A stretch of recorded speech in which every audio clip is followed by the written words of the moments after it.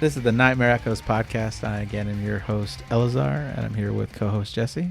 Hello. And we're going to be talking about Ringu, 1998 Japanese horror, which I know I experienced growing up as The Ring. Well, yeah. 2002, I think. I mean, Ringu is just the Japanese pronunciation of a ring. Right. I was shocked how scene for scene it is. Really? A lot of it is. I watched... I mean, yeah, to be clear, I want to make clear here that the Japanese one was the original one. Yeah, Make sure right. not everybody knows that. So yeah. Oh, that's probably true, but that's why I said 1998 opposed to Yeah. like the 2002 The Ring. Right. And the American one, like I watched a shot by shot of where they recreated scenes from Ringu to do Ring. I see. And the only shocking part for me is they actually stole from both part 1 and 2 to make The Ring in America. When you say part 1 and 2, do you mean I mean Spiral or do you mean Ring 2? I meant Ringu 2. Okay. Because the original intended sequel for Ringu was Spiral. Oh, that I didn't know. It was a complete flop for some absolutely ridiculous reason.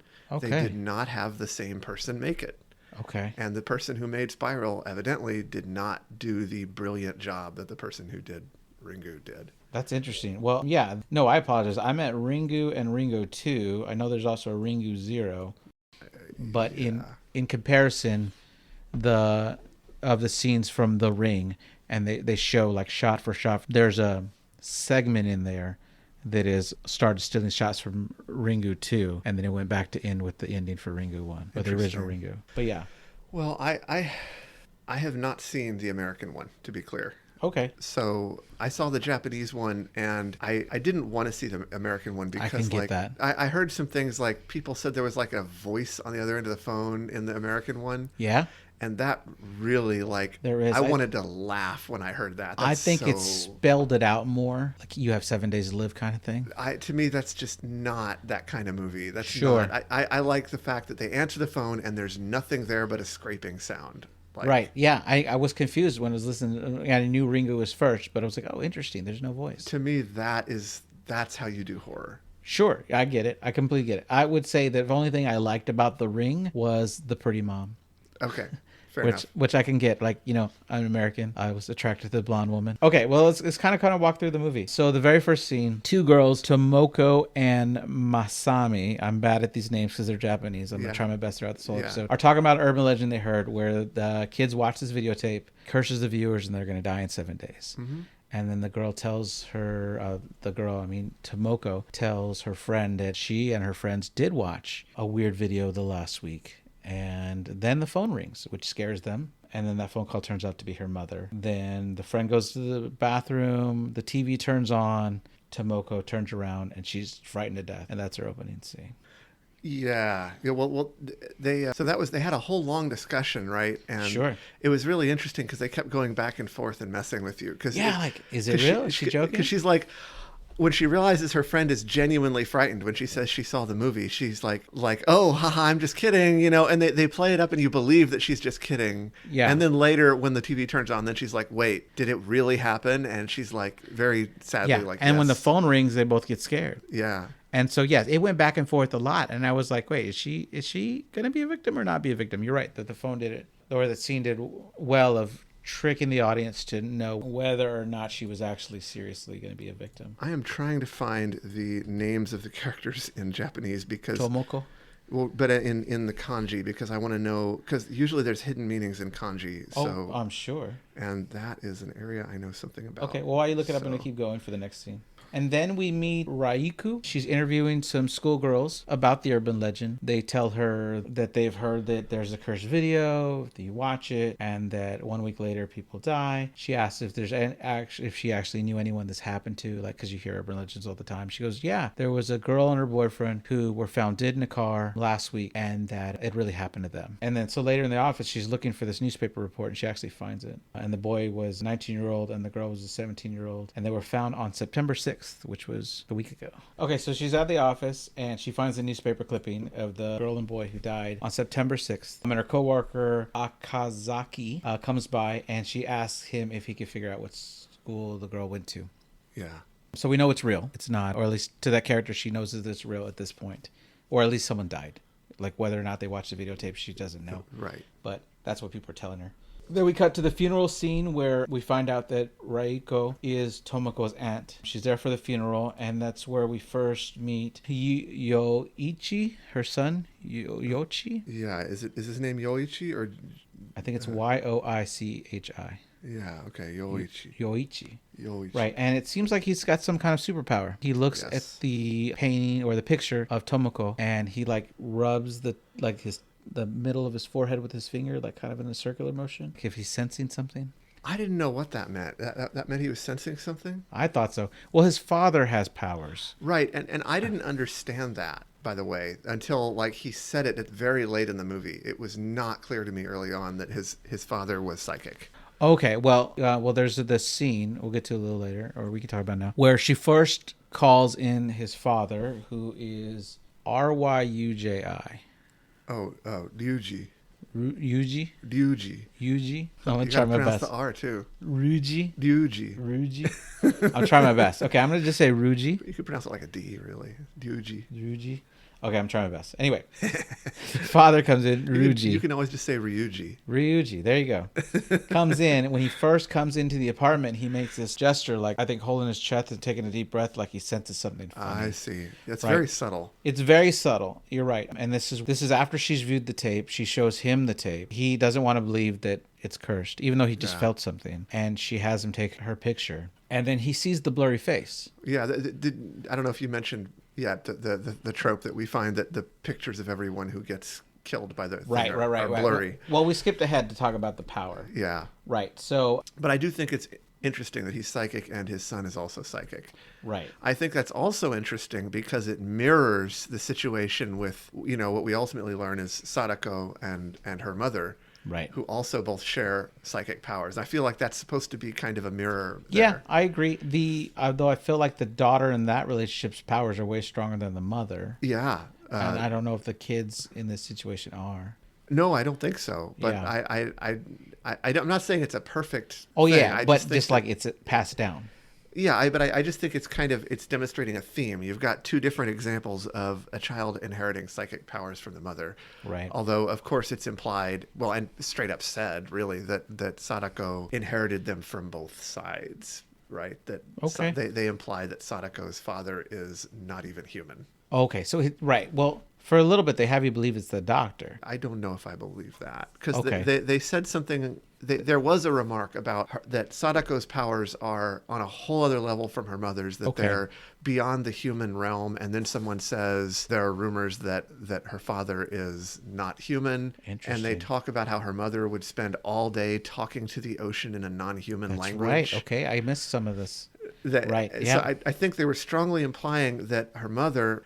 Shizuko? Oh, Shizuko, yeah. So Shizuko, which I think means quiet child. Okay. Shizuko is, I think she is in love with some sort of... So in traditional Japanese religion, Japanese animism, they believe that sort of, it's like nature spirits, right? Like the trees are gods and the mountains are gods and the rivers are gods and things like that. Like if you ever watched, which I know you did, Spirited Away. Sure. Like they have like that dragon spirit, right? And they say, well, the dragon's name is the name of a local river. Right. And it's like, because the dragon is the river. Right. And that's, and this is, I think, kind of like that, right? I think the ocean is a god. Okay. And I think that she's speaking to that god that is the ocean. I'm glad you explained this to me. And I think it's because she's has these psychic powers that she is able to speak, to sense and understand the language of and speak to this god that is the ocean. Okay. And I think that's the father of her child. That makes sense then. That makes sense. I know there's a line later, way at the end, when they go, why did the doctor kill her? Then they go, oh, well, maybe it's because it wasn't really his daughter. Yeah. And I was like, oh, was it not? Like, that's sort of like, yeah. And thank you for explaining to me. All right. So in the investigation, she goes back to her niece's room, Tomoko, and finds a receipt for the pictures they took on their trip. And she finds the cabin that they took, the series of pictures they took on the trip. And in front of a cabin with the number B4 on it are their blurry faces. Right, right. So she finds this cabin. She goes to visit, and it's the Izu Pacific Land Resort. She goes, she finds the cottage B4. They pull out the photo again, so the audience, if we missed it, realizes B4 was in the photo and B4 is in front of us. I feel like that's the only thing I feel like they over-explained in the movie. I wonder if that's an intentional English pun. B4? Yeah, maybe. I'm not sure. I thought it was interesting that it was, English. Yeah. What would it be in Japanese? I mean, it would I be don't like, know. four in Japanese is death, which could be intentional. Sure. It's the same word. She. So she goes into the front office and talks to the clerk. Shows him the photo of the non-blurry picture of the kids. Asks if anything funny happened over there, and he doesn't remember anything funny. But while he's looking to look up at the information, she sees this collection of VHS tapes, and one of them has no cover, and it's like it calls to her. The screen goes gray and staticky. I was really confused about that because she doesn't have powers. Exactly. That's why I was confused, and Yes. I didn't know how to interpret that. But I think you're right. I think it was the powers of the tape. The tape itself, I think, called to her. So she's like, "Can I borrow that tape?" She takes it to her room. She views the tape. The woman combing her hair. There's this guy with like a towel over his head or something, pointing in a certain direction. Can I just stop to point out? Of course. Why on earth? Yes, thank you. Would you watch the tape? Exactly. After everything you just heard. Exactly. Yeah, that's what I was thinking. And a little bit later, when she shows her husband the tape, her ex-husband the tape, why would he watch it? Yes. Same thing. The whole thing. Well, it kind of made sense in his case because he was trying to save her, right? She had seen it. He loves her. He wants to save her. And he's like, we'll both be in this together, right? And he can use his powers to try to understand it. Okay, but at that moment, I know she's an investigative reporter. She's a journalist. She needs the information. She doesn't believe it could possibly be real. But she does, though. Like, they've indicated her skepticism is, like, pretty gone by that point. Is already, it? Okay. Right? Well, I thought they had. Well, I mean, there's a lot of evidence. There's the blurry faces in the photos. Uh-huh. There's the people that have actually died with these scared to death looks on their faces when they find the bodies. Right. She watched a tape earlier with her boss that showed the kids being found, and when the girl falls out of the car, her face is in this like shock, Contorted, like, yeah. Yeah, it's not right. So there's all this evidence that would lead you to believe there's no reason in Earth I would watch that tape. Right. But she does. It's just crazy. I couldn't believe when that scene happened. It's just one of those, like, you are stupid. But at the same time, you could say, like you said, you could say maybe she was still skeptical. Or you could also say, well, maybe that it was part of the power of the tape. Like, it called to her so strongly, that she couldn't resist. Yeah, it could be. Or maybe she didn't know that's what it was, maybe. Maybe. Yeah, I mean, everybody told her the urban legend. Yeah. The tape. I mean, the little girls who she was interviewing in the beginning told her. But yeah, so she ejects the tape. She gets scared. She's trying to run, and the phone rings. Yeah. She picks up the phone, scratchy noises. But it's the same scratching noises from the tape. Right. Ah, man, that tape is so good. The tape itself is so cool. It's so well done. It's like a found footage thing. But it's compositionally brilliant. Like, if you just look scene by scene, it's so cryptic. There's a lot of information in it. Yeah. But it's put together so beautifully that it appears to be, you can totally believe that it's just this natural thing that was created by a force of nature, because it's so like organic and random in its composition, and the content is so creepy. Like, I love the scene where they show you the newspaper and the letters are just shaking around individually. That's so cool. Yeah, I like the word eruption. It always gets me. They pointed out in the movie later that from the angle of recording, we should be able to see the cameraman. Yeah, in the mirror. And I'm like, wait, how'd they do that though?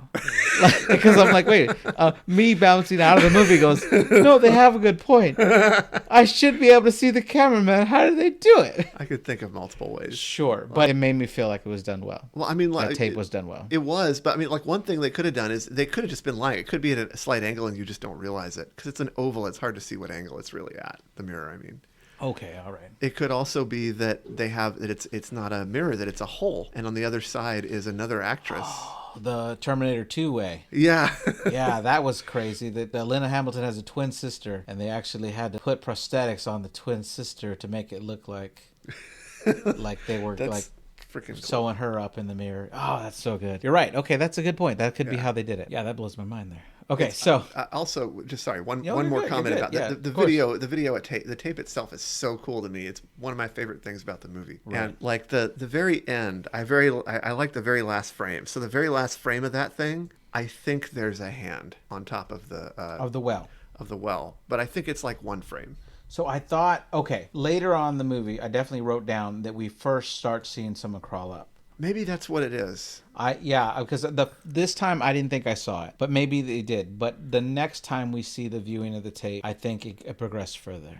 You might be right. I think a hand showed up and it didn't the first time. All right, so after this, she runs. This is where we finally meet Ryuji, her ex-husband. He comes in. He has that weird sixth sense feeling, like he grabs his chest. He doesn't believe her. We talked about this. Shows him take a picture of me. It's a Polaroid camera. It comes out. Her face is blurry. He watches the tape, and she doesn't want to be in there, so she walks out to the balcony. He comes out to tell her it's over. They both come in to wait for the phone to ring, and it never rings. Yeah, it was so interesting. And I was like, wait, what? I know, me too. And I was wondering about it the whole rest of the movie, and I'm so glad it turned out to be important. It was important. In fact, it was the critical detail that solved it. Right, and I don't remember how they figured out how to solve it in the American version, because that phone rang after everybody watched that dang tape in the American version.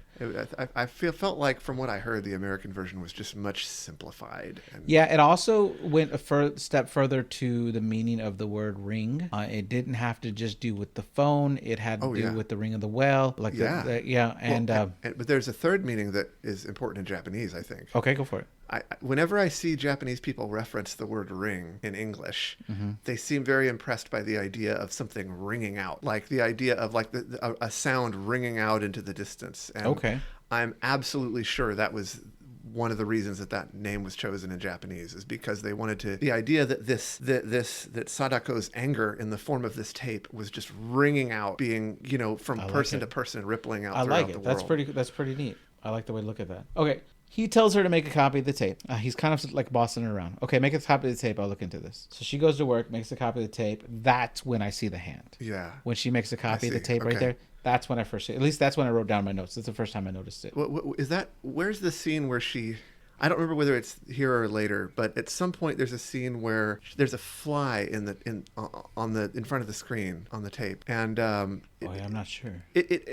When I watched it again, I didn't see it. Maybe I wasn't paying attention, or maybe it's been removed from recent versions. But I know for sure when I saw the original, like freaking 20 something years ago, I know absolutely for sure that one of the key scenes, there was a fly in front of the lens in this footage, and you rewind it, and the fly buzzing around in there rewinds, but then they stop and pause it, and they look very closely at the fly, and the fly flies off the monitor. I don't remember this. Yeah, I swear that happened. Or this happened only on your TV. And you let a demonic fly out into the world. Dude, I swear that happened. Oh my gosh. Unless this is one of those Mandela Berenstein effects? Yeah, Berenstein Bears things. I swear that was one of the most jarring scenes when I first watched it, and one of the most memorable scenes. Maybe it's from a sequel. Because the fly was not real. Right. And they just thought it was. But the other thing is, maybe you're right. Maybe I saw them stare at something else, and there was a fly in the room when I was watching it. Right. And because the lighting was so poor, which it actually was. Right. It looked like it was in the movie. I don't know. Yeah. If it was not in the movie, it should have been, because that was really cool. That is good. I had an idea after watching this of how I thought a crazy ending would be. And okay, well, I'll just talk about it here. I always thought, growing up, after seeing the American one, I thought the way to end the movie, a crazy sequel, would be to a person trying to live would broadcast it during Super Bowl Sunday as one of the commercials in the middle. Oh, yeah, to broadcast the ring tape. Right. A movie that kind of does this is Truth or Dare. In Truth or Dare, they establish that the main character is a do-gooder. Like, she works for Habitat for Humanity. She donates to the poor. She's always giving away her money to the homeless throughout the whole movie. In the beginning of the movie, when they're first playing Truth or Dare, they ask her, if aliens came and said everybody in Mexico had to die, or just the people in this room, who would you choose? And she says, sorry, guys, you're all dead. I can't kill a whole country just to save us. That's not right. I have to think of the greater good. Yeah. But by the end of the movie, the only way she realizes to save her and her friend's life is to share the game of Truth or Dare with the world. And so she has this massive YouTube channel following because of her Habitat for Humanity, which is kind of comical. How big can a Habitat for Humanity channel be? Right. But all of her millions of followers, she broadcasts, and they show people in Asia watching this Habitat for Humanity footage of her inviting everybody to the game of Truth or Dare. And they establish in the movie, if you get invited, you can't deny you're in the game. Yeah. So she screws over the whole world at the end of this movie just to save her one friend and herself. So they're just proving that she was all talk, that she's shallow. The whole movie, the whole movie, she's doing everything selflessly.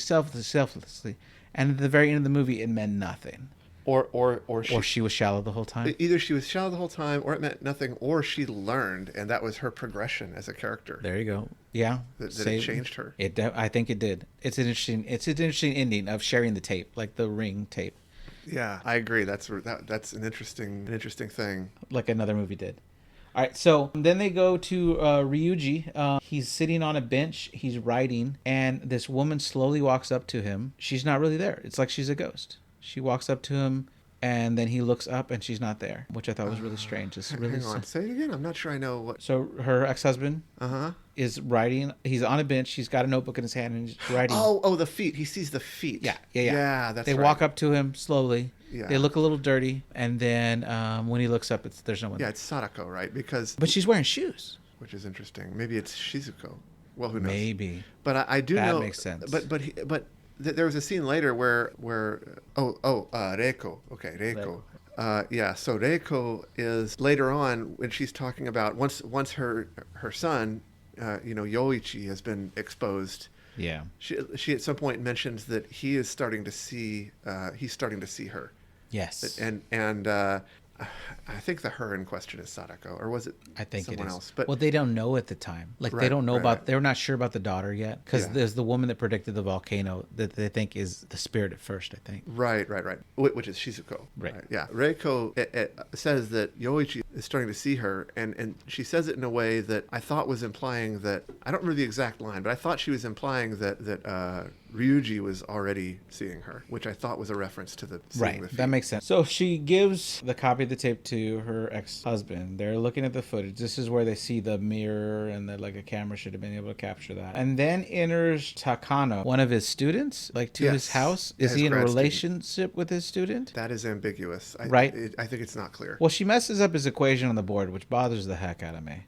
She's just messing with him. Oh, yeah, she's messing- she's smiling like Right. she's laughing when she does Right. it. I was like, how rude. That's a man's life work here. Yeah. And you're erasing a positive symbol, making it a negative symbol. It's kind of interesting too that he's a mathematician because Sure. like you think of a psychic, you don't normally think of a psychic that way, right? But Yeah. I think the way they're going is just he's very smart and capable. He's a heroic figure. He can do Sure. anything. He's so smart. He's a PhD mathematician and he has psychic powers. And look how stoic he is in the face of certain death, right? Like Right. he's just the perfect hero. Who sleeps with his students? Who maybe sleeps. We don't know if he sleeps. Yeah, maybe sleeps with his All we know for sure But is she's a grad student. That's so all we she's know old for enough. sure. She's old enough. That's all we know for sure. And yeah, she grins and in a very devilish way messes up that one symbol. And then later when he spots it, he also He did. He laughed. he also grins and then He's he like, fixes oh, it. that's funny. Yeah. So they leave, but when they leave one of the copies of the tape. They take one with them. They go to the office. Oh, right. And right. this is where he finds the phrase hidden in the videotape, frolic and brine, goblins be thine. That's the way they translate it in English. Yeah. Sure. I couldn't- don't know where it is in. I couldn't understand the original. Japanese. I'm always skeptical of poetic translations because they're usually very loose. Sure.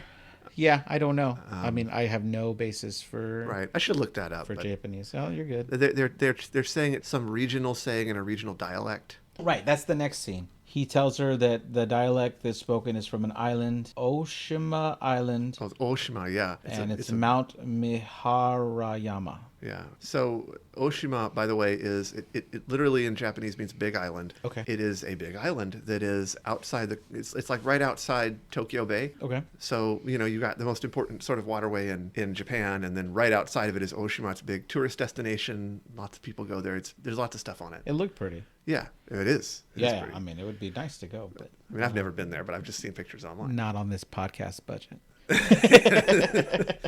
Take your whole family and right. me also. Right. Oh, yeah. Well, okay, but you're gonna have to buy the food. I will believe me. I would, if I ever went to Japan, I would eat the entire country. I mean, I was only there for 2-hour layover. I couldn't leave the airport. There wasn't enough time. No. I ate food in Good. the airport of Japan. Good. That's all I did. Now, China, on the other hand, I got to eat like crazy. I was there for days, and we went to several restaurants. There's one. It was like a Thanksgiving style food, like a meal. I mean, sorry, not Thanksgiving food, but like everything was just thrown on a table, and everybody grabbed from whatever plate they wanted to. People passed plates around. We all shared portions, and I got to taste like at least 15 14 different types of dishes. That's like a dream come true. It was. That's Like, so great. I made the trip twice. Like, I was like, I got to do this again. You're like, I'm not fully yet. I'm going back. And then, later we went to Thailand, and that food was spicy. Yeah, I'm sure it would be delicious, but I would need to coat like the inside of my stomach with wax or something. Like, yeah, I get it.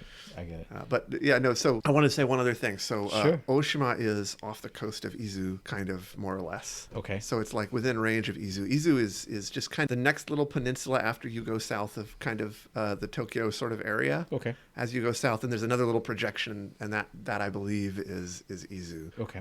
How long would it take to get by boat? Well, that I don't know, but okay. I mean, the characters do it. I don't think it within would a day. take. Yeah, I think it was a ferry. I don't think it's horribly Oh, that's long. right. Because they say the ferries are closed later. Yeah, it's just a ferry. All right, at the library, she calls Yoshi to tell him that they're going to be out late. She finds a newspaper clipping about the volcano, and that's where Ryuji tells her, find me a correspondent there. You go home. You only have 4 days left to live with your son. I'll figure this out. You go live with your son. The next day, she does spend a day with her son. She goes with Yoshi, drops him off at Grandpa. He says he wants to go fishing, and she watches them as they fish. It's a really good family scene. He's like, Grandpa, you're horrible at fishing. I thought it was adorable. It was. I agree. And then Ryuji calls her and tells her that the woman in the video was probably the one that predicted the eruption, and she threw herself in a volcano about 40 years ago. Yeah. Then a very dramatic way to commit suicide. It's a very dramatic way. Joe versus volcano right there. Joe versus volcano. I bit my tongue. Yeah. But yeah, like that's not that I ever want to commit suicide, but man, if you're gonna go big. Yeah. So while later that night she's sleeping, she wakes up and she sees a spirit in the sleeping mat next to her. And when she turns on the light, it's gone, and that's when she figures out that her son Yoshi is watching the tape. Yeah. It called to him. Of course it did. When she asked why he did it, he said that Tomoko told him to, which is his cousin, his dead cousin. His dead, yeah. His dead cousin told him to watch the tape. I was like, wait, what? I'm reminded of the They Might Be Giants song, The Statue Got Me High. Like the stone it calls to me, and it shot a beam into my eye. It's kind of the same idea. Okay, maybe, the Ringu stole from the Mighty Giants. Okay, then we cut to Ariko and Ryuji going to the island. When they get there, the cab driver tells them that Shioko's cousin is still alive and his son and daughter-in-law run an inn. Oh, Shizuko, yeah. So they go to see Shizuko's family, really. It's to stay at the inn operated by Shizuko's family, and they're hoping to get more information about her. Right, and this is another instance where he shows his sixth sense. Yes. Because he walks in, he stops going the direction he's going, he turns around, he opens the door, and they see the mirror from the video. Yeah. And that's when he turns around and sees the guy who's the parent of the one that owns it. And I just said his name. The one that's still alive. Oh, it's the old man. Right, it's the old man. Okay, what's his name? Takashi, okay. He asks him right away about Shizuko's daughter, and Takashi denies that there ever was a daughter. Yeah. Then later they're having a little fight over eating. Ryuji says maybe they all deserve to die, which is a moment of weakness for this hero character. Yes. And then it's showing how at the end of his rope he is. Like, he's really frustrated. There's not much time left. Right, yeah. That's when the door opens and the woman who works at the inn says, do you want to see a picture? She shows him a picture of Shizuku and Dr. Ikuma. Then the next day on the beach, Ryuki meets with Takeshi at the beach, asking him more questions. He asks if Shizuki could read people's minds. Takashi gets mad, tries to leave, and that's where Ryuji stops him and tells him that he has similar abilities. And that's that line we were talking about. Yep. He tries to run and falls, and then we all enter a flashback. Even people without powers. Well, yeah, no, it's because when he falls, he grabs him, and it was when he grabs him that he read his mind by touching him. Yes, but Yoshi's mom, Reiko, yeah, she gets in the vision too. Even though he's psychic, she's seeing the events happen too in this vision. She is? Yes, because she's there. So let's walk through the vision, right? The doctor. Ikuma is trying to prove she has powers. She's holding a piece of paper on one side, then the piece of paper that she wrote. They match. They keep doing this thing over and over. It's like a game of cards. Yes. Well, a member of the audience comes up, says it's fake. She's faking it. That guy dies. His heart stops. Yeah. He hits the ground. People are like, "What's going on? She's a witch. She's doing it." Something like that. You know, like they're screaming at her. She runs. She goes to her daughter and she said, "Did you do this?" The daughter gets up and runs and grabs our character that does not have powers, who was in the vision as well. Oh, I didn't realize she grabs Ryuji. Yes, and she's got these 4 finger marks like bruises on her arm when she faints in real life. And sorry. Reiko. She grabs Reiko. Reiko, thank you. Yeah, she's got these bruises in her hand. When Ryuji wakes her up from fainting, he sees the bruises from the handprint. Okay. I feel like she was experiencing I guess he carried her into the vision then somehow. Or the power of the spirit that they're investigating pulled them in. But either way. Or that. Yeah. But it was just interesting. I felt like everybody involved here was in this vision. Including us. Including us. You're right. It's scary. Why did I watch this movie? I don't know, but now you've got a copy and show it to someone else. Show it to somebody else. Viewers, please watch this movie. It's like it's a subtle way of the creators of the movie saying, by the way, you'd really better get your friends to see this movie. Exactly. That's good.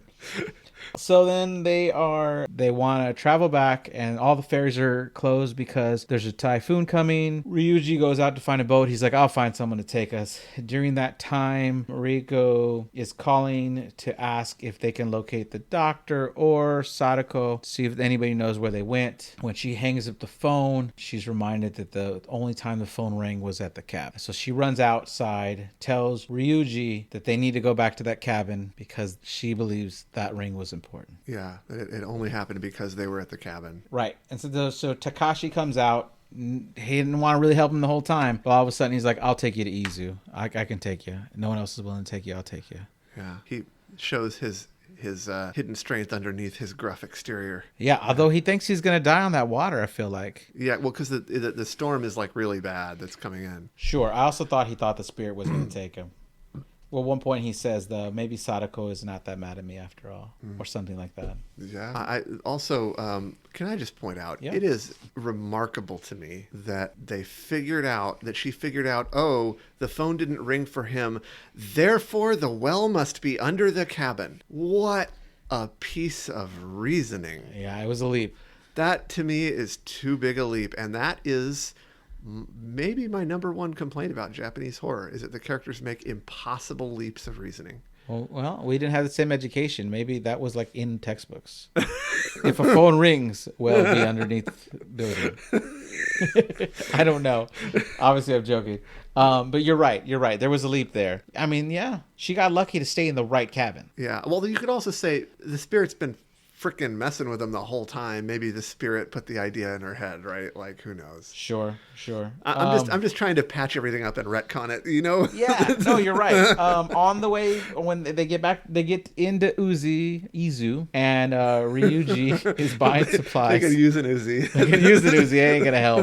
That spirit's already dead. Ryuji's buying supplies, and Time to get deader. Rico is calling Yoshi to say, I'll see you tomorrow. And we're like, no, you won't. And then they have to remind the audience, just because we don't remember, what time did you make that? What time did you watch the tape? It's like, 10 minutes after 7, a little after 7, something like that. So we know. Yeah, and then they magically find this crawl space with a well under it. They both put their hands on the well, and they have a vision of Dr. Ikuma killing Sadako. Ryuji jumps down the well, and they figure they have to get all the water out of the well to find the body. It seems like the longest way to do it. I agree. It's very odd. And they do it for hours. Yeah. To the point where they exhaust themselves. Reiko faints. Reiko faints. She's given up. Yeah. And so Ryuji gets up there, slaps her, says, "You don't forget about your son. Your son's going to die too. It's not just you. It's your son's going to die too." She takes a turn and goes down there, finds the hair, the skeleton, the skull rises up. The hair just sloughing off the skull is the most disgusting moment in that movie. What I thought was touching in this disgustingness, though, is when she lifts the skull up and the water seeps out of the eyes, it felt like the skeleton was crying. Yeah. I thought it was done well. If that was not intentional, I'm sure it was. Okay, it will look good. I was like, oh, she's crying. Yeah.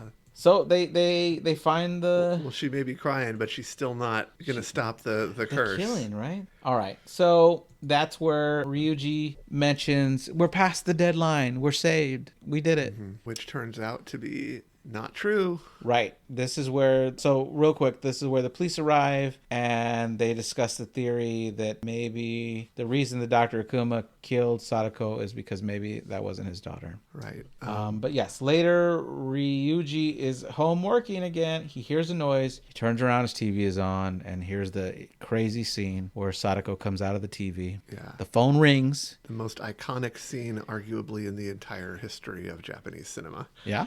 I got to watch more. I do need to watch more. I mean, that scene is so parodied and repeated everywhere. You're right. I've seen so many, even just watching things like animes and stuff, right? Like I remember there was at least one anime, I think there's more than one actually, that referenced this. I know there's one anime where somebody runs through a theater and it's the scene where Sadako is coming out. Like it's just the iconic movie scene in Japanese cinema. I would imagine The Simpsons had to have done it at some point. Oh, well, they must have, you know. Right. And then there was also, I swear I've watched shows too that have just referenced it. Oh yeah. So I used to watch a show. There was a Japanese show called Night Scoop, which is a really good show. It's one of the most entertaining shows I've ever watched from Japan. But Okay. it's really old, but it's Better than Wipeout? Just kidding. I love Wipeout. it's a show about like this, like it's just random people. Oh, no, it wasn't Night Scoop. It was a different one. Oh, heck. No, it was a different one that I was watching around the same time. But I know there was some prank show actually, I think it was, where Okay. in Japan where they had. Yeah, I've seen the American version. Yeah, so that they were pranking people with like they have some kid dressed up as Sadako. It was good. Yes.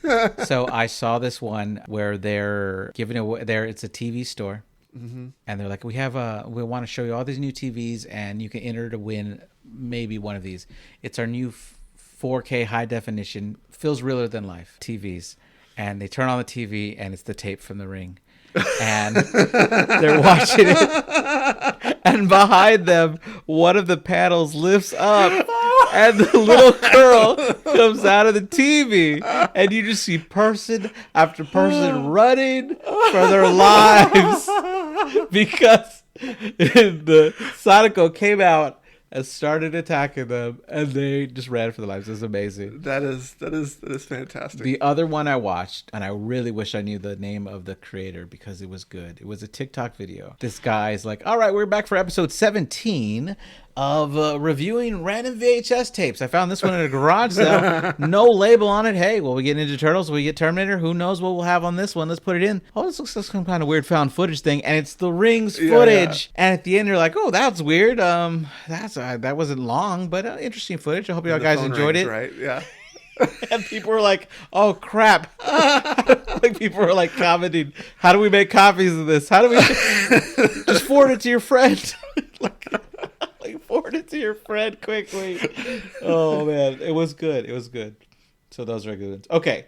So in his death scene, the phone rings, but this time it's his ex-wife, Ringu. Yeah. And she gets to hear him dying. Yeah. She runs over there. The police are, you can't go in. She's like, that's my husband. That's my husband. He goes, oh, well, they've already moved the body. Yeah. She goes up there anyway. She's sitting on his couch trying to contemplate, wait, why did I not die? Why did he die? What did I do differently? And that's where he looks at the TV screen, and in the reflection of the TV screen is that guy with that weird covering over his head, a towel, whatever it was, pointing. And now that pointing actually has some meaning. We can just call him Mr. Pointer because Mr. everywhere Pointer. He occurs, he's just got a towel overhead and is pointing at something. Right. Well, he's pointing at her purse, and in her purse is the copy of the VHS tape. And she realized she made a copy. She showed it to somebody else. So now she gets all the equipment to take it to go get her son, so he can, like we assume, so he can make a copy of the tape and he can show it to somebody else. I don't know who the Pointer Man is. I don't think he's anybody. Right. It's almost like it was there in case you need a clue later down the road. You realize. Does he just float? Does he just go around from one, haunting to another, just pointing at whatever things people need to know in order to fulfill? Like he just goes around pointing. That's just all he does is point. And it's like when he was alive, whoever he was just like he was like a weatherman or something. He spent his whole life pointing at things on the screen. One of those guys that spins the signs. There you go. Laundry this way. That's what he was doing.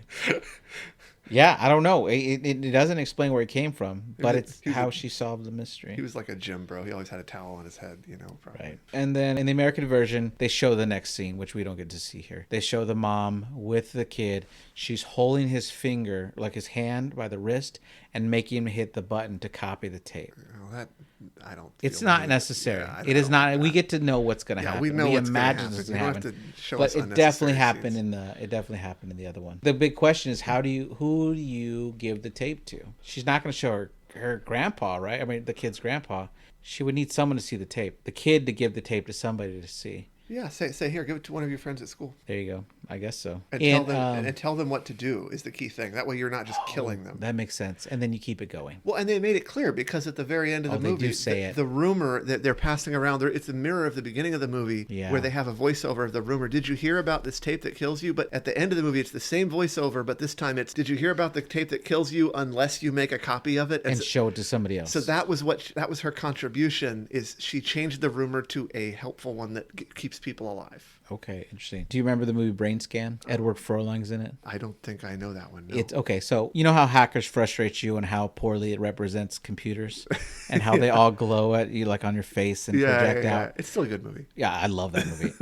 In Brain Scan, which is a movie that's really cheesy, but I still love. Edward Furlong sends out for the most new virtual reality video game there is out there, and it's a CD-ROM game, and it comes in installments. And in episode 1, he puts in the thing, and without a virtual reality set, all of a sudden it feels like he's in real life. He goes on this adventure. It still looks like a video game, but yet it feels like real life. He goes to kill his neighbor, and then wakes up, and his neighbor has really been killed. But it felt like he was in a game. He doesn't remember getting home, anything like this. It's this whole experience, and maybe I have seen this. So he's got to keep cleaning up the evidence, and it game hypnotized him or something, right? And so he keeps having to do all the installments to finish out the game. At the very end, he wakes up. None of it was ever real. It was all a long game. It was the best, crazy, ridiculous, I hated it experience of his life, mixed emotions. And they'd established it earlier in the movie that he is like the president of the horror club in his school, and the principal didn't want to let him show anything that the principal hadn't yet reviewed. So he goes to give the game to the principal, saying, I want to show this to my class. So that the principal has to go through this horrific experience. Oh my God. And there's a little nudge where even though he's not in the game anymore, he sees the entity that is in the game, like the evil spirit thing that's in the game, sees him. They have a little kind of like a wink nod. This is going to be fun kind of thing. That's awesome. In the movie. So that's really cool though. That's the first thing I've heard of an entity, like a haunting type thing that's not actually bad. It doesn't actually hurt you. They're just messing with you. That's a different kind of haunting from the usual. I like that a lot. Yeah. It was a good one. So that's the movie in a nutshell. Is there anything you want to talk about? We went through the whole thing. I was going to say what you just pointed out. That movie, that kind of reminds me a little bit of The Game. Do you remember The Game? Michael Douglas? Yes, that's a good one. That is a great one. That is a fantastic movie, and it's kind of a similar premise, right? That it's is it real or is it a game? It's the man who has everything. So what do you get him? You give him this gaming experience. First thing they do, I think they take away all his money. They set him up for murder. He's running for his life. Yeah. And throughout the whole movie, he thinks it has to end by committing suicide to escape it. He lands on a landing pad, I think. And they're like, haha, you finished the game. Like, what? Anything else to say about the movie? Are we done with the movie? Jeez, I don't know. I like a lot of things about that movie. Once again, I think that it is really cool that they leave things subtle and kind of open, and they don't handhold you too much. Right. But they tell you enough to follow what's going on. Sure. And I enjoyed it. I think that's really a big part of the key. To me, the keys to a successful movie, if you can get some genuine mystery in there and a feeling of mystery, but then at the same time you build up characters and make us know who the characters are and give them a relatable sort of dilemma enough that we our heart burns for them, right? We care about them. We want them to succeed. I agree. And I mean, this is how and they did great. They make you really care about the character's plight. Right. My only struggles, I'm just not as familiar with Japanese names. Yeah. So while I cared about all the characters, to me, there were the mother, the ex-husband, the son, the grandpa, the coworker, right, stuff like that. I took a lot of notes to write down names. And it's funny because I think most of those are fairly common Japanese names. So for the Japanese audience, like they were very ordinary. Sure, like Chris and John. Right, yeah. If we were to go into a different Japanese horror movie in the future, what would you like to cover? A different Japanese horror? Oh, is there? I was just curious. Like, did you want to do one in the future? Yeah, maybe. There's like There are a something lot. translated into dark water. I've heard of this one. I don't know if I've seen that one. I have seen The Grudge, of course. Oh, geez, I'm not even gonna remember. Oh, Maribito. Okay. That's worth watching. Okay. We'll have to look at it. That is a very interesting movie. It's very disturbing. Okay. It's very interesting. There's a lot to be said and thought about that movie. It's very mysterious. It's very cryptic. It's a bit of an art film. Okay. It's so debatable. It's one of those movies where you can tell that the creator of the movie knows what's up. Like, he is deliberately not going to make it easy for anyone to come up with a clear interpretation of the movie, or what happened in the movie. Okay. And like every way you can interpret it, there's a reason that doesn't quite work. I like that. It's fascinating and dark, very dark. Sure. It's a serious horror movie, and it's really imaginative. Okay, cool. All right. I recommend it, Maribito. All right. Well, thanks for being here for the podcast. And I look forward to the next one. Okay. All right.